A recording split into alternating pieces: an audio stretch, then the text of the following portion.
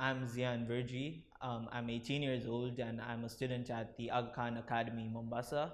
I just graduated and I'm planning to go to University of British Columbia in Canada. So ASW stands for Affordable and Accessible Sanitation for Women, and we're an initiative that aims to fight period poverty and stigma around the world. We do this in collaboration with a group of women with disabilities, and we produce and distribute reusable sanitary packages, but also teach some of these menstruators how to help themselves and how to help others get access to menstrual hygiene. So with apart from producing and distributing reusable sanitary packages, we have an educational workshop where we teach both non-menstruators and menstruators about reproductive health, since it's usually not part of their school curriculums. We also have a stitching workshop where we teach some of these menstruators how to use, wash, and stitch their own sanitary packages.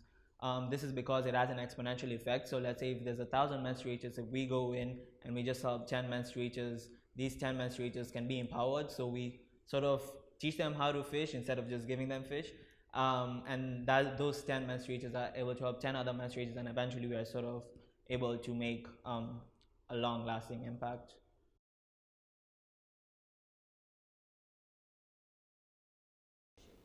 So back in 2017, I was required to start up a personal project at my school. And during that time, I was scrolling through my Facebook feed and I watched this really inspiring documentary on Al Jazeera named India's Menstruation Man. So during that time, I didn't have any information or any knowledge about like the menstrual experience. So I talked to my mom and she told me that when she used to live in India and when she was small, she didn't have proper access to menstrual hygiene. She used to use a cloth-based pad that she used to make at home, and that was not hygienic and it was not comfortable. So that really, I think, was close to my heart, and I did my research and I found out around 500 million menstruators around the world don't have access. And I felt like I had a responsibility to do something because some of these menstruators are my age and they can't go to school because they don't have access to a basic need. So that's when I decided to go online. I used different prototypes for reusable sanitary packages, sort of designed my own. And when I started off, I was able to help 22 girls in Moshi, Tanzania.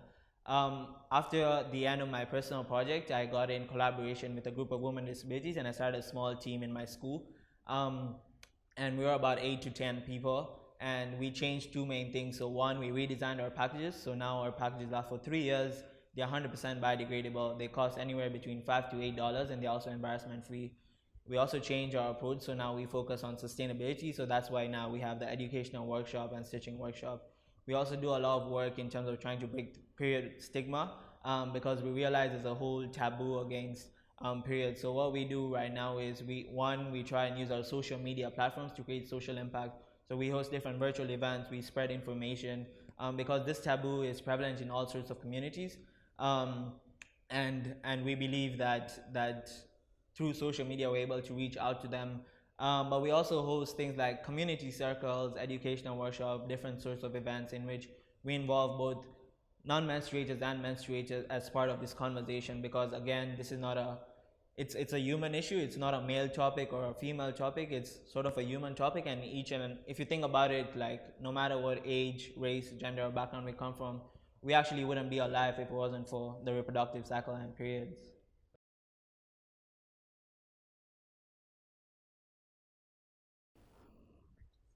So when I started off, as I said, it was a school project and things of that sort. But one thing I made sure I did was I documented every step of the way, because I think that's really important. A lot of people miss out on that. So I took videos, I typed up things, and I had that not with the vision of going big. And then I posted stuff on my social media, and a lot of youth from around the world were like, "We want to get involved. We want to help out. How can we do something?" So I simply had to hop on a call with them and give them these documents, and they were able to start up something of their own. So right now we have over 100 youth volunteers. We have 8 teams in 7 different countries, including Tanzania, Kenya, Pakistan, UAE, India, Nigeria, and we started something small in the UK as well.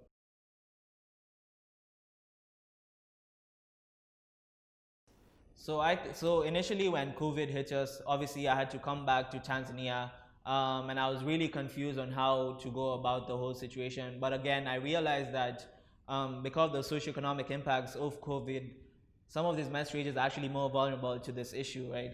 So what we did was I thought of collaboration instead of competition, and I reached out to other organizations in the menstrual movement. So what we did is um, our stitching groups actually took their stitching machines at home. They made packages from there and they sent it out to other organizations that had access to going on ground. And our numbers during COVID were actually higher than our numbers before that. So during COVID, we were able to help 1,500 menstruators in Tanzania and Kenya. Apart from that, we also turned our stitching groups to actually fight COVID itself. And we realized that a lot of people with disabilities were missed out on this conversation.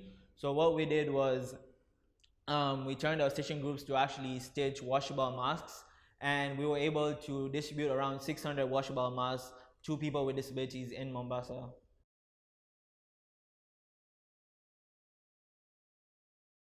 So during this time, because school's over and I have a lot of time on my plate, I realized one, when COVID started, I was sort of able to like reconnect with my purpose and think about what I'm doing and how I'm moving forward. And I was able to see how severe this issue is, and it was sort of a time for reflection, I would say. So that really helped me also be part of other organizations and other initiatives.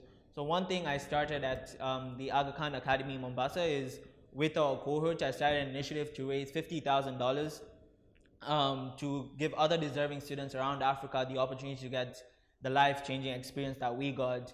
And to date, we're in just a span of 2 weeks, we have just reached the 25,000 mark, and we plan to continue raising this money and probably even go above the 50,000 to help some of these menstruators. Apart from that, I also got involved with an organization called Helping Hands here in Tanzania, and the main idea of the organization was to fight COVID in terms of prevention. So two of the main things we did was work with like frontline workers at hospitals and clinics, and we were able to provide them with some PPE to actually help them with the whole situation. And then we also went to a lot of orphanages and a lot of groups that would be more vulnerable, and we provided them with other basic necessities such as food. We provide them with sanitizers, with masks, um, uh, and a lot of things. We also went out and teach them how to wash their hands, because I think that's the biggest sort of prevention method they can use. So that's another organization I was involved in.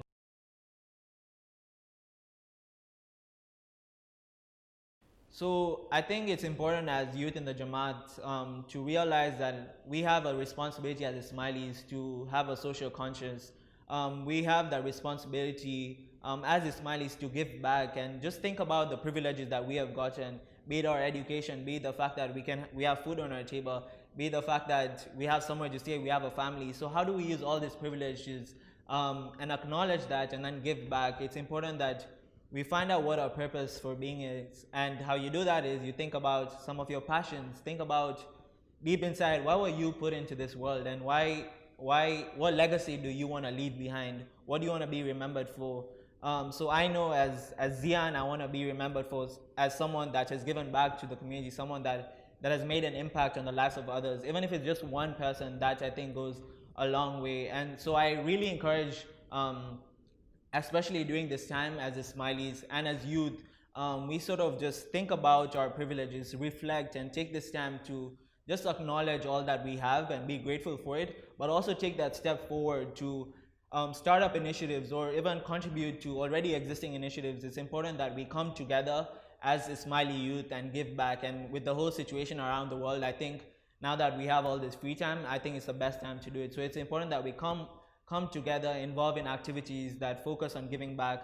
And so there are a lot of ways you can get involved. You can start up a chapter, you can volunteer. There's a lot of things that you can do. So you can check out our social media platforms, and feel free to reach out to me, and I'll be more than happy to involve you in some way or the other. We're always looking for more people. Thank you so much for listening to my story, and I hope this is able to inspire you to take the step forward, reconnect with your purpose, and give back, as it's our responsibility as a Smiley youth to have social conscience and give back.